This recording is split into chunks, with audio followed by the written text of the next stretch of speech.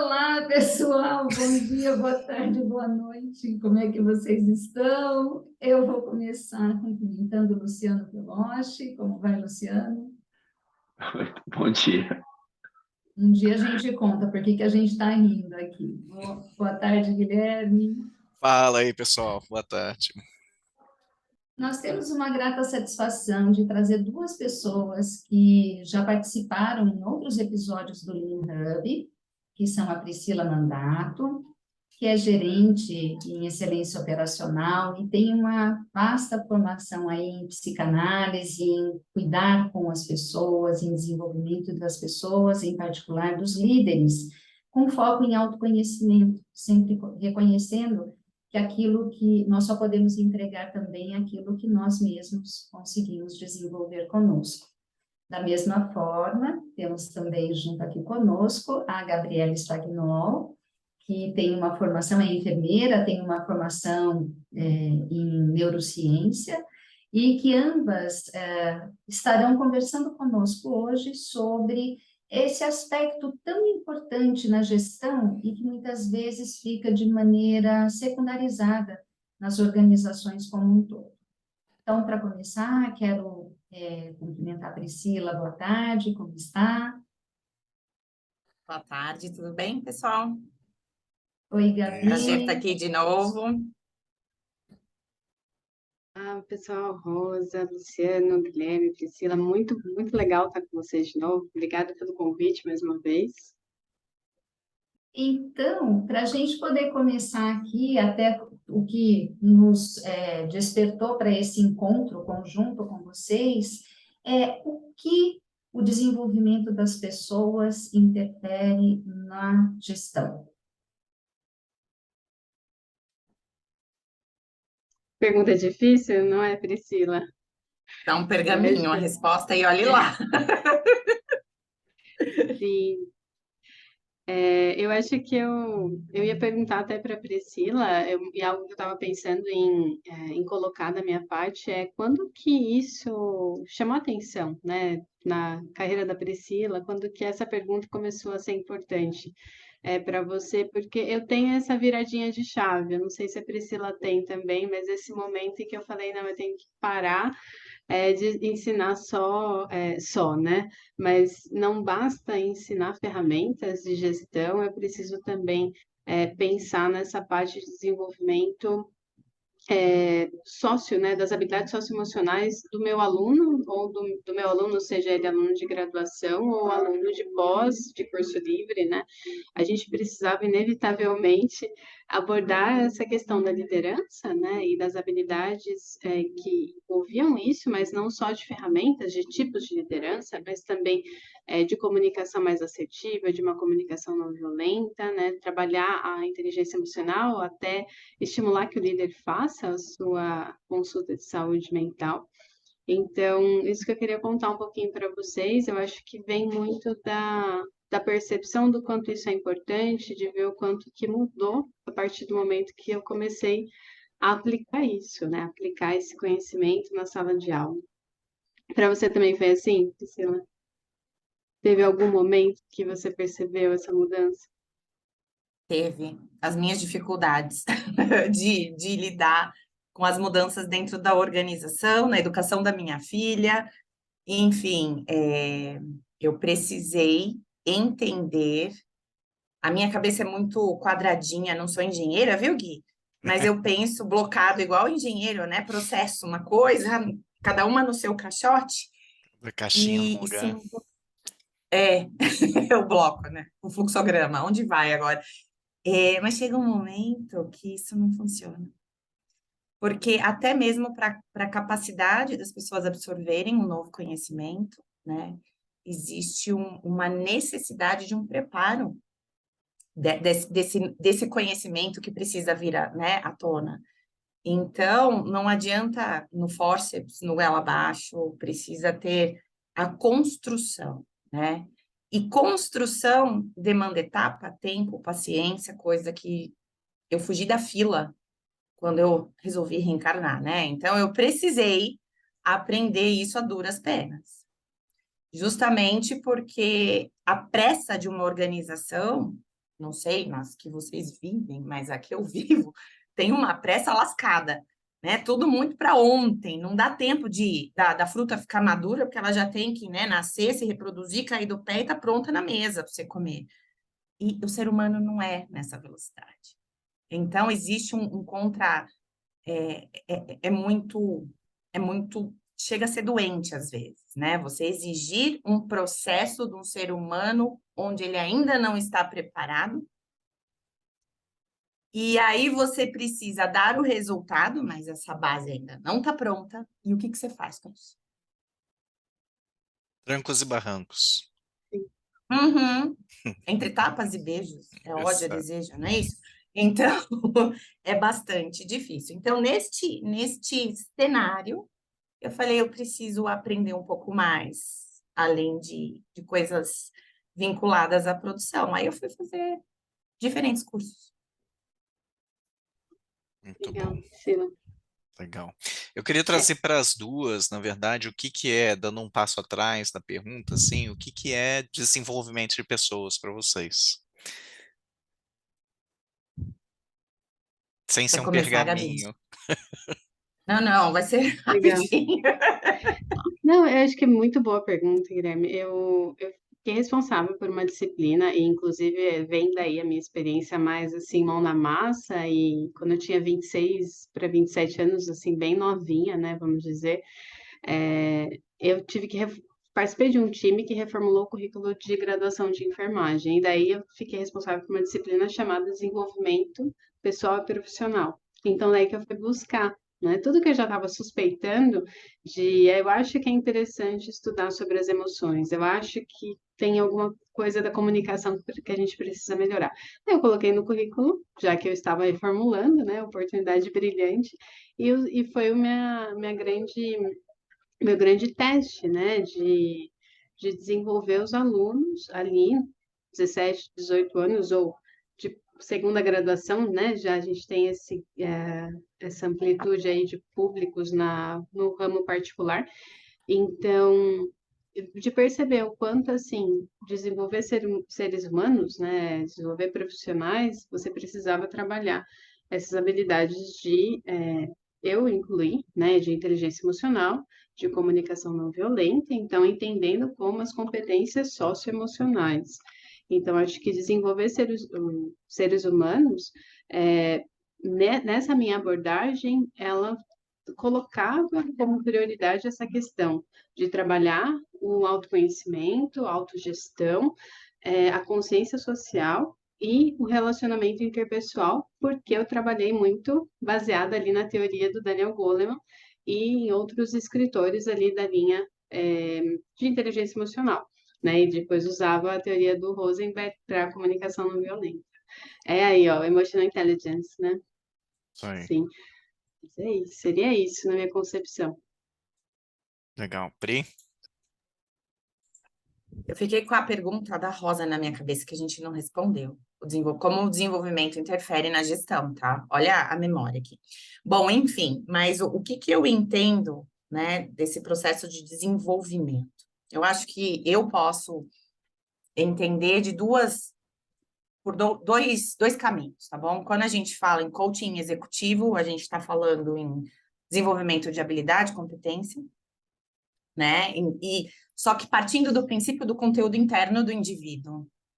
Isso é algo que você traz à tona, não é algo que você implanta e brota, né? Então, de alguma forma, você vai conduzindo as sessões, né? Para que aquilo que está, né, ainda dormente possa tomar vida, né? Tanto no nível de consciência de um comportamento inadequado, quanto no nível de aprimoramento de algo que pode ser, né, melhorado. Quando a gente fala no viés da psicanálise, puxa vida, aí tem uma avalanche de coisas, né, onde a gente está falando do processo de amadurecimento do indivíduo, no seu processo de individuação, no seu eu. Então, quando a Rosa fala, né, o que o desenvolvimento interfere na gestão, eu poderia dizer assim que muito pouco ser humano está dissociado do ambiente. O que eu quero dizer com isso? Eu quero dizer que quando acontece alguma coisa no ambiente, a gente tende a perceber, nossa, fiz alguma coisa errada? Nossa, meu líder está querendo o meu mal? Nossa, né? Será que a gente começa a criar um processo fantasístico em torno daquela situação? Isso é um processo do desenvolvimento desde a infância. E se a gente não trabalha isso, as nossas relações adultas são permeadas por esse processo. E aí as relações ficam bastante difíceis, porque o que é meu e o que é do outro? Se eu não consigo fazer essa dissociação, eu me misturo ao todo e não consigo como indivíduo, me desenvolver, porque fica tudo muito a critério do outro. O outro é o culpado, o outro é o responsável, o outro é que causa isso em mim. O eu não está ali presente, firme e operante. Né? Então, quando a gente fala da psicanálise de casal, existe um inconsciente ali atuando. E é assim nas organizações. Muito bom. É isso. Legal. Posso perguntar uma coisa para ambas também, assim, vocês, dentro desse desenvolvimento das pessoas, né, com focos um pouco diferentes, mas ambas com uma formação bem focada nisso, a gente no INE, quando a gente vai estudar a questão do CAPA, de melhoria, e vai ver como é que isso se desenvolve do ponto de vista da operação educativa nas organizações, a gente ouve sobre o Churrari ali, né? Então, que na hora que a gente passa do Oriente para o Ocidente, a gente faz uma conexão direta até com Paulo Freire. Então, dá para ver direitinho que você tem que respeitar aquilo que a pessoa sabe fazer, né? Entender o que ela traz como memória e como cultura dela própria, mas, ao mesmo tempo, formatar a partir daquele conhecimento já existente com ela, né? E não simplesmente fazer como você disse, Priscila, não é você implanta alguma, não é uma implantação. É um desenvolvimento de algo que está minimamente semeado para poder germinar. Vocês identificam que esse aspecto da educação propriamente tem uma interferência direta no desenvolvimento das pessoas, nas organizações? E essa metodologia, ela pode trazer, de fato, essa interferência, né? Eu acho que resgatando um pouco do que a Priscila falou, né, de educação, eu acho que a gente pode usar a educação tanto infantil, né, educação básica, ensino médio, até na faculdade, e eu acho que assim, a minha experiência foi na graduação, que eu mencionei, mas depois que eu me tornei ali, logo que eu engravidei, eu falo que eu fiz um chá de bebê na verdade, de livros, né? Um enxoval de livros sobre maternidade para eu poder entender o que seria criar um ser humano. Daí que eu entendi que ia ser a minha maior responsabilidade da vida, né? Que eu achava que eu já tinha muita responsabilidade no trabalho, mas eu entendi que eu precisava realmente estudar para conseguir desenvolver uma relação positiva dele, né? Estimular que ele desenvolvesse isso com o mundo, né? Com as outras pessoas. Então, eu acho que a educação, e hoje eu vejo meu filho, ele tem 2 anos, quase 2 anos, é o ser humano mais feliz, assim, que eu já conheci, ativo, alegre, e fui colocando, né, em prática preceitos, fui mais na linha da psicologia positiva, mas sempre, assim, tentando seguir à risca, né, o que falava com, claro, as adaptações na maternidade, mas depois que eu percebi o quanto que, assim, os alunos de graduação, né, a primeira coisa que eu chegava na sala de aula, eles temiam a professora. Essa capacidade dialógica que a gente vê, o Paulo Freire defendendo, ela precisa primeiro de uma desconstrução de toda a educação que os alunos recebem até chegar a nível de graduação, para daí, então, você conseguir que eles confiem em você, estabelecendo um vínculo entre professor e aluno, e e entender que ali eles não estão somente para serem avaliados, receberem uma nota, passar ou não de ano. Existe um medo muito grande nessa relação de professor-aluno, tal como existe na relação entre o colaborador e funcionário, e colaborador e líder, né, e gestor.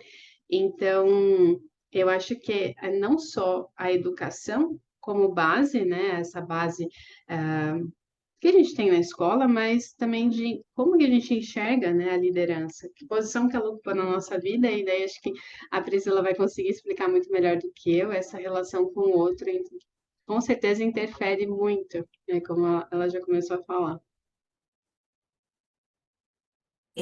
Me chamou a atenção, porque quando a minha filha entrou na fase de escola primeiro ano, eu falei assim, onde eu quero enfiar a Rafaela? E eu queria o construtivismo. Então, eu fui atrás de teorias como Montessori, enfim, busquei diferentes escolas até que eu encontrei na Maple Bear algo que mais se aproximava daquilo que eu achava que seria válido para a cabecinha da Rafa, construir as relações de causa e efeito. Eu quero dizer que a Maple Bear não está patrocinando esse episódio, tá bom? Então, Não está. Apesar da minha Enfim. esposa ter trabalhado lá. É verdade, né? Apesar da minha esposa ter trabalhado lá. Apesar... Tá bom. Por quê? Porque existe um momento, né, do desenvolvimento cognitivo que é de extrema importância para a criança. E se você perde essa fase, é difícil depois, em adulto, você conseguir pavimentar este caminho. Não é que é impossível, dá, mas demanda um esforço lascado. Né?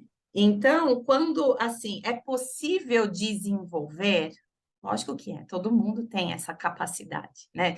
Tem gente que tem, por exemplo, facilidade em aprender línguas, outros, meu Deus, é uma dificuldade tamanha, mas dá. Só que demanda uma energia grande, dependendo da tua capacidade desenvolvida anteriormente, né? E como conciliar o tempo e a necessidade.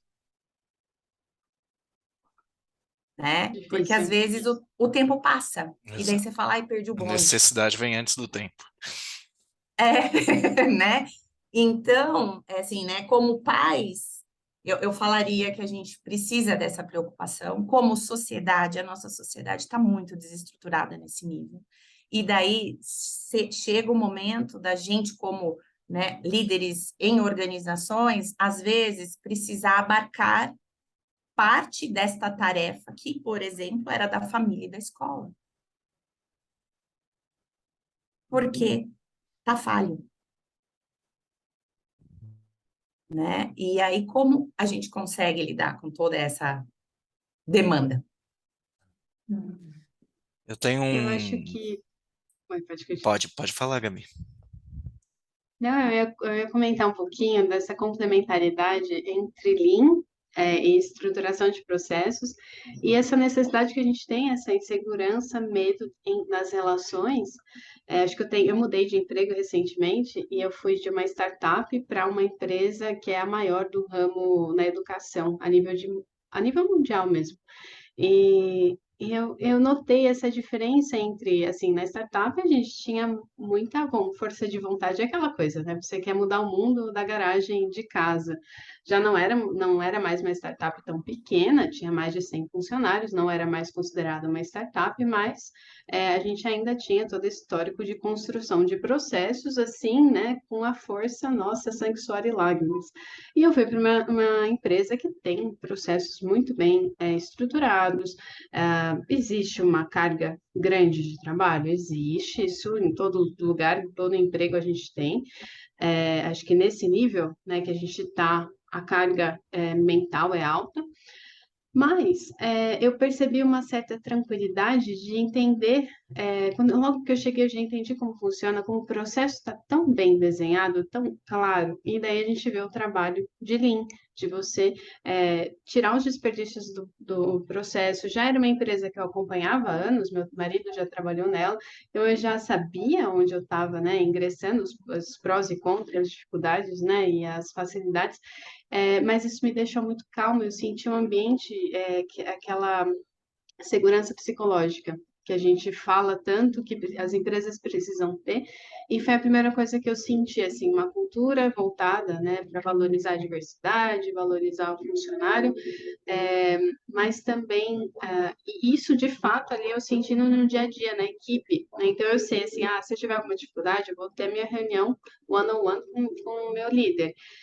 Se eu tiver algum problema, eu sei quem eu aciono do RH. E é um contato direto, ao mesmo tempo que eu não sou, como fala, não recebo muitos e-mails, né, uma carga imensa de contatos para eu responder. Então, eu estou tendo essa experiência, essa reflexão muito interessante de enxergar o quanto que um processo claro, bem definido, pode ajudar a colaborar para a segurança psicológica. Então, isso que eu ia... E daí, às vezes, a gente consegue equilibrar um pouco essa necessidade que as pessoas sentem, né? Essa ansiedade no dia a dia. Sim. Só um minutinho. Eu queria falar uma coisa que a Rosa comentou do Kata, né? O que eu acho legal do Kata é que, assim, você tem um olhar de um objetivo, mas você não tem um caminho definido. Exato. Você, como diz em Compostela, quando você faz o caminho caminhando, né? E é isso, né? Você aprende fazendo, você vai descobrindo as dificuldades caminhando. Esse é um processo super de aprendizagem.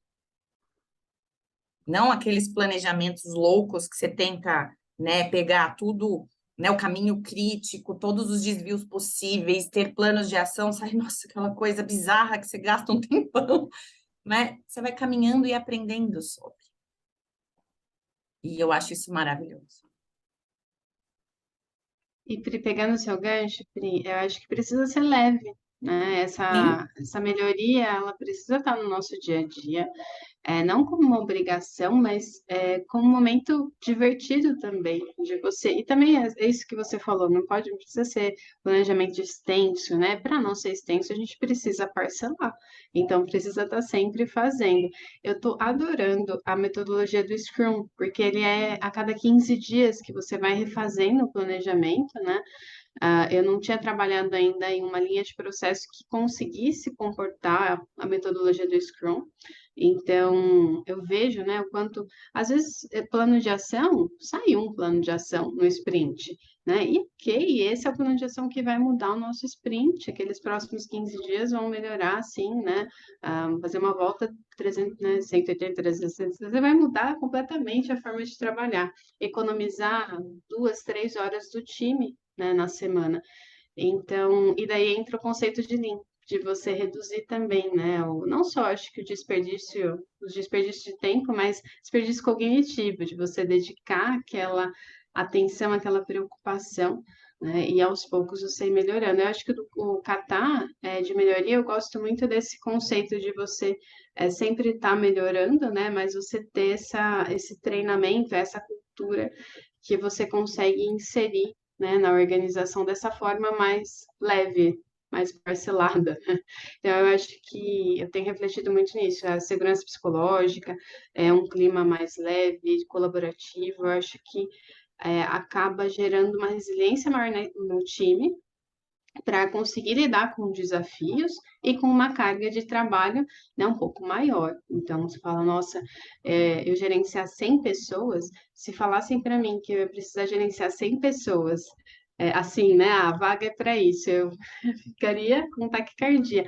Mas estando no processo, eu percebo o quanto é fácil, né, as Fluido, etapas né? estão bem definidas.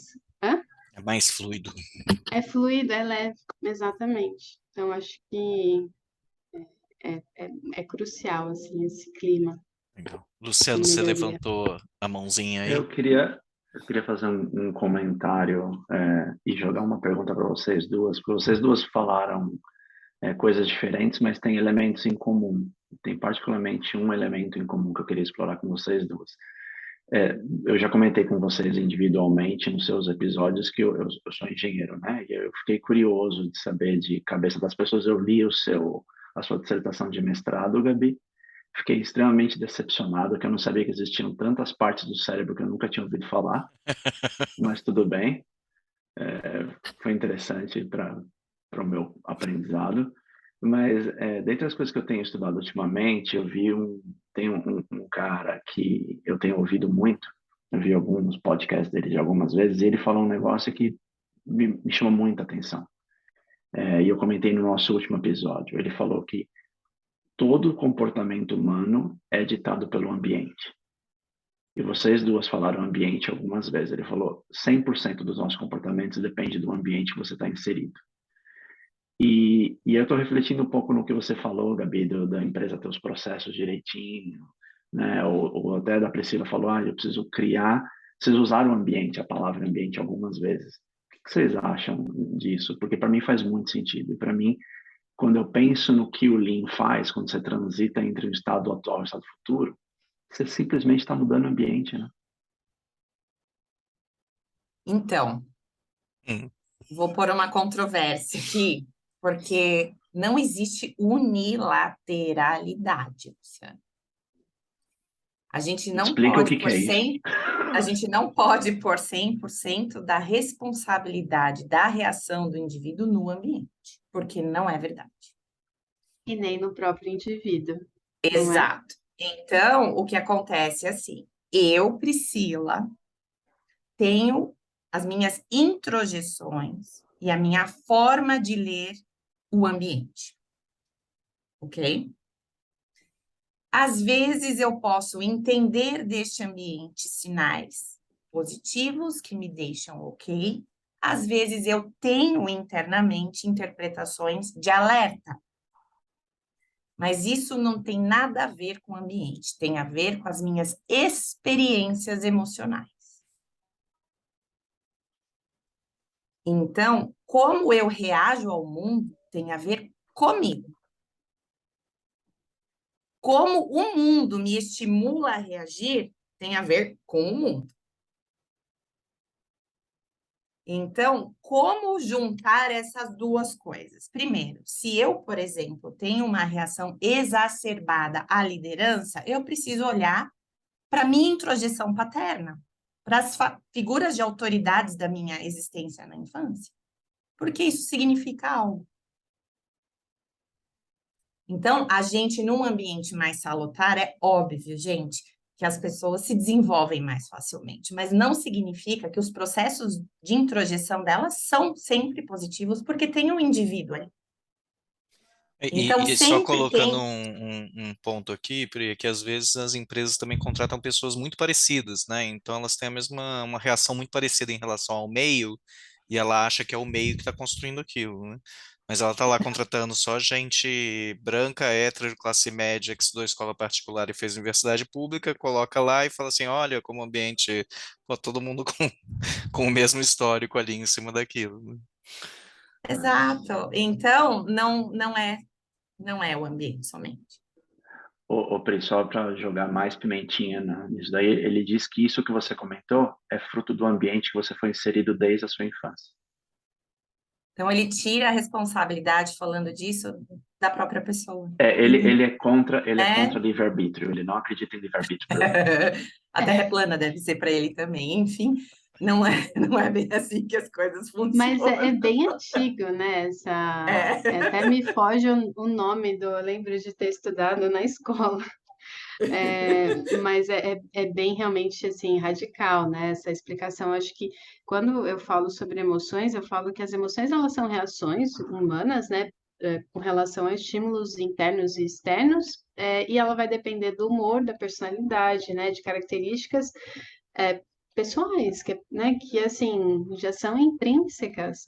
E eu falei do meu filho, né? Que ele já é muito, muito mais feliz do que eu e meu marido juntos, assim, né? Somos multiplicados, talvez. Então, isso é dele, é uma personalidade, né? Muito, que destoa muito. Eu sou completamente introspectiva, completamente, né, pesquisadora, que gosta de estudar o cérebro. Coitado do Luciano, deu minha dissertação, né? Falava mais sobre o cérebro do Eu que outra aprendi o coisa. que é ínsula, olha só. Sim.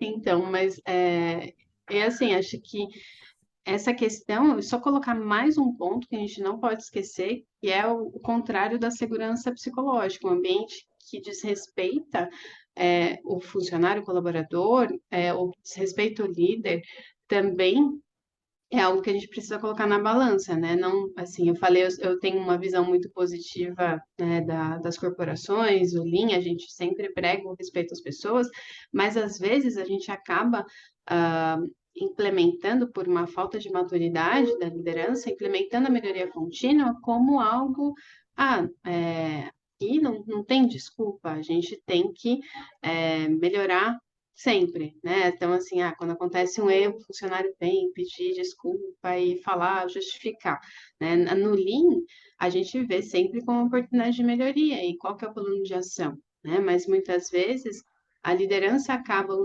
aplicando esse conceito de melhoria contínua de uma forma negativa, né? Que o funcionário, ele fala, eu vou ter que melhorar, mas como que eu melhoro? A gente devia ter melhorado, então causa uma ansiedade maior. Inclusive, a gente tem artigos criticando a implementação de Lean, justamente por trazer uma pressão maior no funcionário, de que ele precisa executar o trabalho e melhorar o trabalho sempre, mas às vezes, se não tem uma maturidade boa na liderança, ela não vai conseguir mediar isso de uma forma leve, né? Então, eu acho que é isso que eu estou sentindo numa instituição que tem uma maturidade muito grande, de conseguir aplicar isso como se fosse o arroz e feijão, né? Algo que a gente faz natural, que faz parte da rotina. Existem períodos grandes reservados para isso, né? Para você realmente conseguir fazer ali um ciclo de melhoria. Tem um ponto Então, acho que isso interessante, também. tem um ponto interessante que você trouxe, Gabi, que cara, foi um insight que eu tive hoje, né? Hoje, dia 15/11, que a gente está gravando esse episódio. Em algum artigo eu escrevi uma frase que eu divulgo bastante, que é que as empresas entendem segurança como responsabilidade de todos, qualidade como responsabilidade de todos, mas não entendem melhoria contínua como responsabilidade de todos. Então, assim, existe um departamento de segurança nas empresas, existe um departamento de qualidade nas empresas, mas as pessoas não acham que a responsabilidade de fazer segurança é do departamento de segurança, nem de ter qualidade é do departamento de qualidade. Elas entendem que eles são auditores do processo, né? E quem é responsável por segurança e qualidade é cada elemento da organização, cada pessoa dentro da organização. Melhoria contínua não é assim. Você tem um departamento de melhoria contínua, ninguém entende ele como um auditor, as pessoas entendem ele como responsável por fazer melhoria. E muitas vezes ele é responsável, inclusive, por metas de áreas de operações, né? O cara de operação não é responsável pela meta que o cara de melhoria contínua é, tá? E aí, cara, eu tava aqui pensando sobre isso, e o ponto é, quando você fala de segurança e de qualidade, você quer que as pessoas sigam padrões. É assim que se faz para ter segurança, é assim que se faz para ter qualidade. Quando você fala de melhoria contínua, você está falando de transformação, você está falando de mudar padrões. Apesar da gente falar muito da padronização dentro do Lean, melhoria contínua exige que você altere padrões. Né? Você vai mudar o jeito que você está trabalhando. Não é mais você trabalhar desse jeito. Você quer fazer melhor, você precisa sair daqui desse estado atual para o estado futuro. E a liderança não está pronta para isso. Essa é que é a verdade. A liderança não quer deixar mudança na mão. É mais fácil deixar assim, cara, o padrão é esse, siga isso que você vai ter qualidade de segurança. A melhoria contínua, você fala assim, cara, agora muda o seu processo aí do jeito que você imagina que vai ser melhor.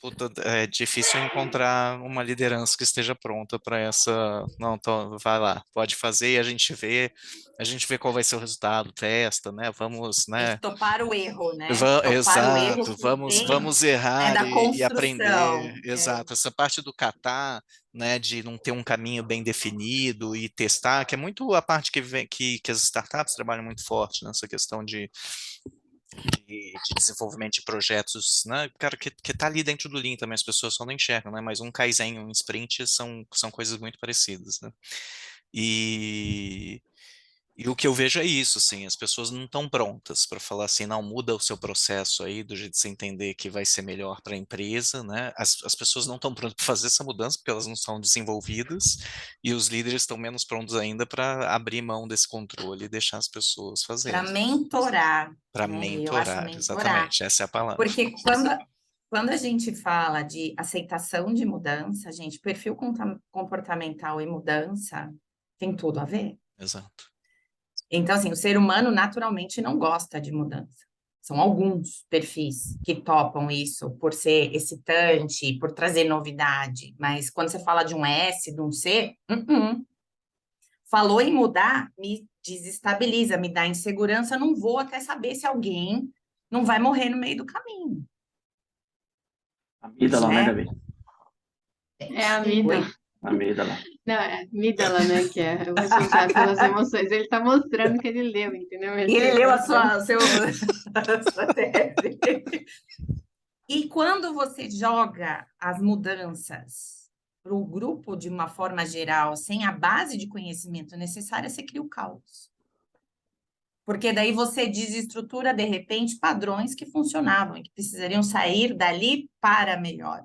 Então, né, não é bem assim. Então, a liderança, você falou, né, Guilherme, a melhoria contínua não é de todo mundo. Cara, não é. E posso Não te é. falar, eu, como gerente da qualidade, falo para você que ainda tem gente, em 2022, que acha que a qualidade também não é Também, de todo mundo. eu sei, mas é menos comum. Pô, especialmente se for ISO, né? Qualidade é da De- qualidade. Já escutei essa frase de um de- supervisor de produção. Não, qualidade é com a qualidade. Eu É, falei, como assim qualidade é com a exato. Aí qualidade? você fala assim, senhor, como assim? Quem que faz o produto é qualidade, pô. fazer só Exato. Então, um adendo bem rápido no que você falou, Gui. Você acha até para complementar o seu raciocínio, Pri, quando você pensa em qualidade de segurança, o propósito é muito claro de imaginar, né? O porquê. É muito fácil de entender o porquê que você faz. Então, eu não preciso me esforçar muito, né? Para entender por que é importante. Melhoria contínua é muito abstrato, cara. pensamento abstrato. Quando você não linka com um propósito claro, para que eu vou me arriscar a fazer algo que eu nem sei para que é? Aí a gente entra em outra seara que eu acho que a gente já discutiu, mas é a questão de, cara, planejamento estratégico, metas, desdobramento de projetos, porque a pessoa não sabe. Quando você fala de segurança e qualidade, você está querendo manter um desempenho.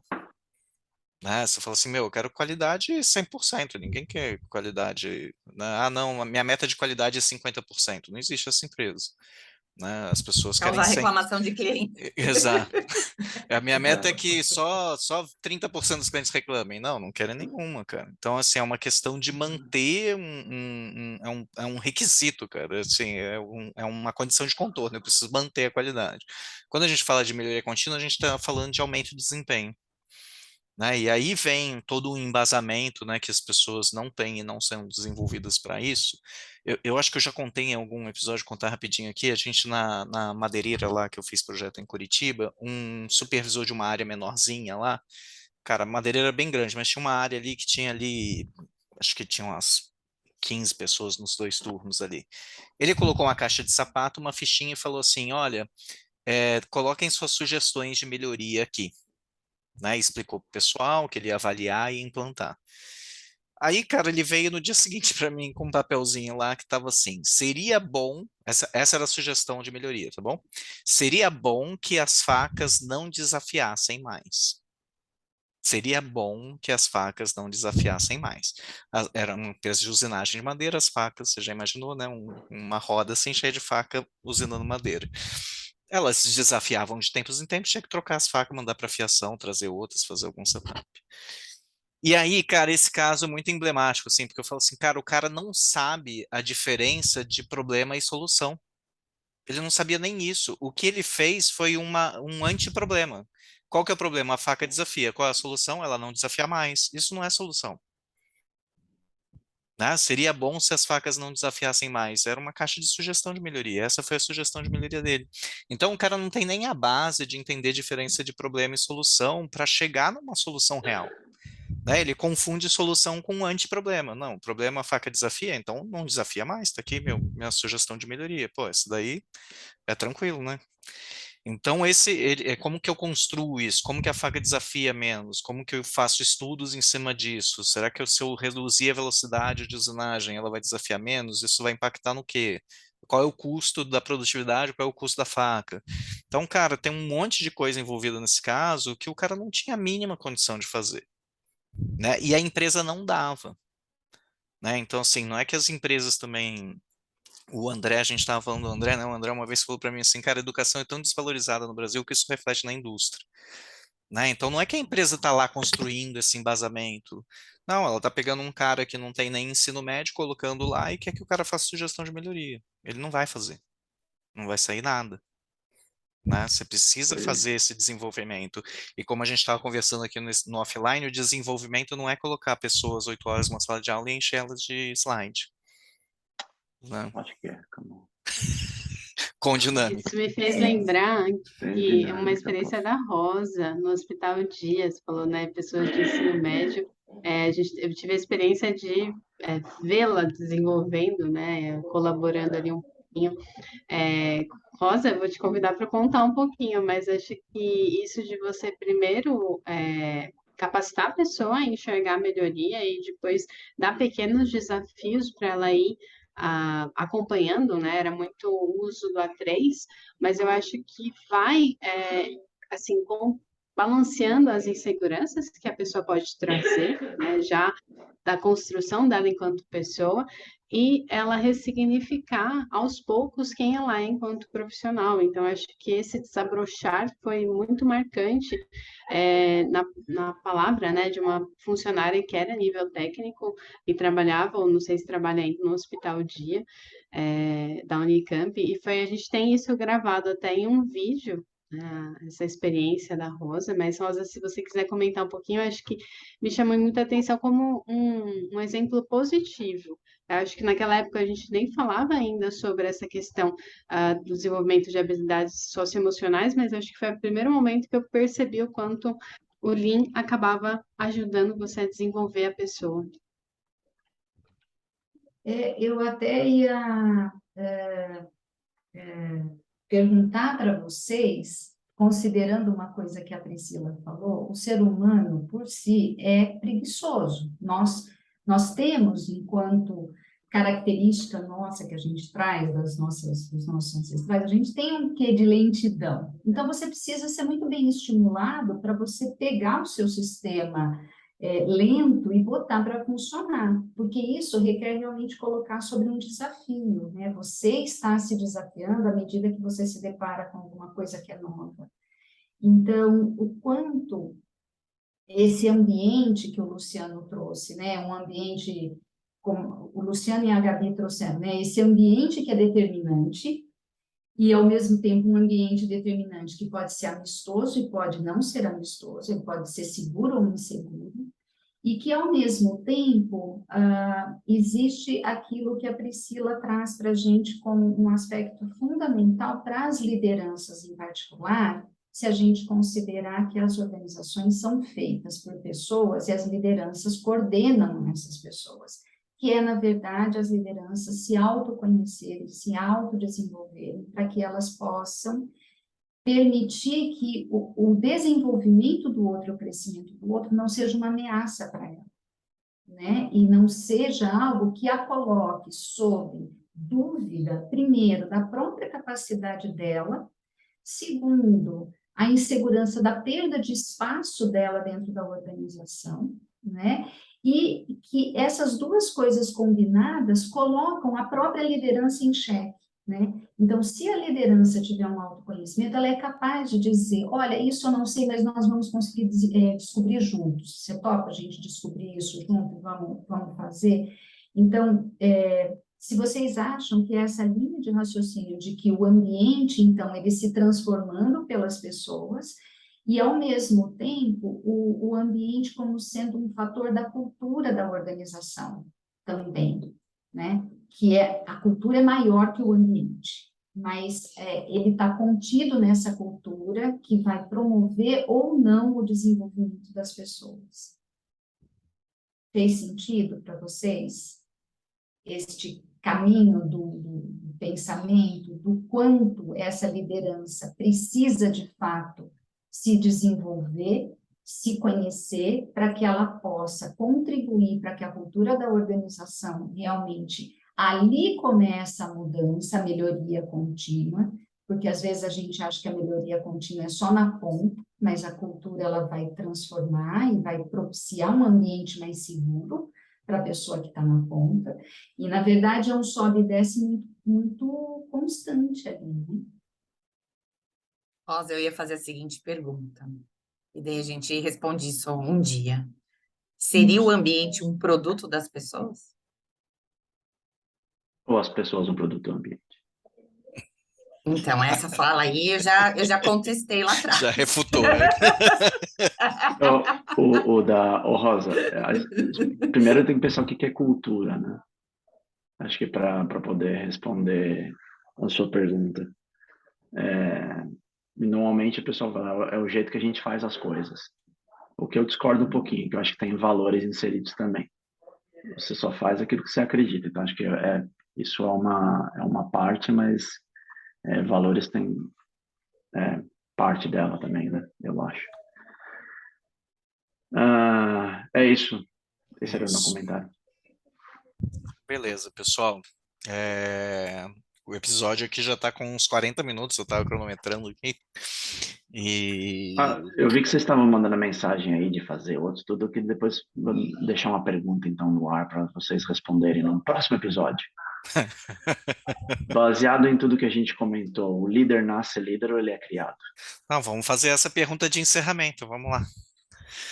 Priscila Mandato, líder nasce líder ou ele é criado? Eu posso dizer que existem tendências a, mas é desenvolvido. Ou criado. Criado foi ruim, né? Desenvolvido. Edita aí, se puder desenvolver. Eu quis usar a sua semântica, mas é desenvolvido. Foi uma semântica muito ruim, desculpa. E eu acho que eu adiciono um passo a mais, ele não pode parar de se desenvolver ao resto da vida. E assim, isso não é só questão profissional, questão pessoal também. Ele não pode ser nunca vai ser um ótimo gerente se ele for um péssimo pai. Eu acho que temos outliers aí, Steve Jobs, né? Pessoas assim que eram gênias, mas para realmente você ter um sucesso, você precisa também se desenvolver pessoalmente, e daí eu também, para você conseguir desenvolver o maior do seu potencial, né? Realmente usar essa tendência que a Priscila fala e ir ao extremo, eu até diria para a questão assim de nutrição, exercício físico, também precisa ser Sono. levado em conta, não sono, toda a questão de necessidades fisiológicas também, a gente precisa de uma atenção aí, muito cuidado. Legal. Acho que é Eu isso. falaria, desculpa atrapalhar, mas só mais uma coisinha, que todo ser humano tem potenciais, mas ninguém isso. é um igual ao outro. Então, não é porque existe o Master Blaster que todo mundo pode ser Master Blaster. Cada um com a seu nível de potencialidade. E isso precisa ser respeitado. O que eu ia colocar é isso, assim, que na verdade todo mundo tem diferentes aptidões, mas tudo pode ser desenvolvido, né? Você vai apanhar mais ou menos, né, para desenvolver certas habilidades, aí, certas competências, né? Mas as pessoas... Mas me permite, então, Pitar, Vai lá, Rosinha. para completar, talvez só. E na soma das diferenças das pessoas é que a gente, de fato, encontra a riqueza de você trabalhar em equipe, Claro. né? Porque se a gente tivesse todo mundo dentro daquele perfil que você descreveu, Guilherme, a gente vai encontrar sempre os mesmos resultados, inclusive, porque a criação não parte, né, das diferenças dos outros, né? Não vou assim, O diferente acrescenta. Não, e o ponto é assim, um time só de Messi é uma merda de um time. Entendeu? Então, assim, não adianta, assim, as pessoas têm característica. Põe o Messi para jogar na zaga, vai ser gol atrás de gol. Põe ele no gol, eu não sei se ele alcança a trave em cima. Né? Então, assim, é um time horrível. Você precisa de diferentes características e habilidades dentro de uma equipe. E é o que eu falo assim, cara, as empresas não fazem nada que não tem ganho, tá? Então, assim, a diversidade e inclusão tem a ver com as empresas estarem percebendo o ganho disso, e não porque elas são boazinhas e agora resolveram Óbvio. ter diversidade e inclusão. Elas perceberam o ganho disso, né? Então tem tudo a ver com isso que você está falando aí, Rosinha. Muito bom, pessoal. Vamos preparar para o próximo agora. Só ano que vem, esse ano acabou. Pessoal, cliquem em Mas a gente já todos os deixa, botões, estou aqui já nos botões. Cliquem em todos os botões em volta desse vídeo. Tem sininho, tem subscrever, tem like, comenta aí. Menos o dislike, que eu sei que você gostou. Muito obrigado, Priscila Mandato, pela sua presença mais uma vez aqui no Lean Hub. Gabi, muito obrigado por ter vindo também de novo. Foi ótimo esse bate-papo. A gente aqui tem essa tendência muito forte de falar sobre pessoas, desenvolvimento de pessoas, e é sempre legal terem pessoas com mais conhecimento para discutir isso. Obrigada a vocês. Bom feriado, né, gente? Final de feriado. Finzinho. Para nós aqui, viu, Lu? Que Foi estamos incrível no a Brasil. conversa. Opa, o que é feriado? Opa! Bom começo de dia por aí, Luciano. Valeu, pessoal. pessoal. Tchau, pessoal. Valeu, pessoal. Obrigada. Obrigada.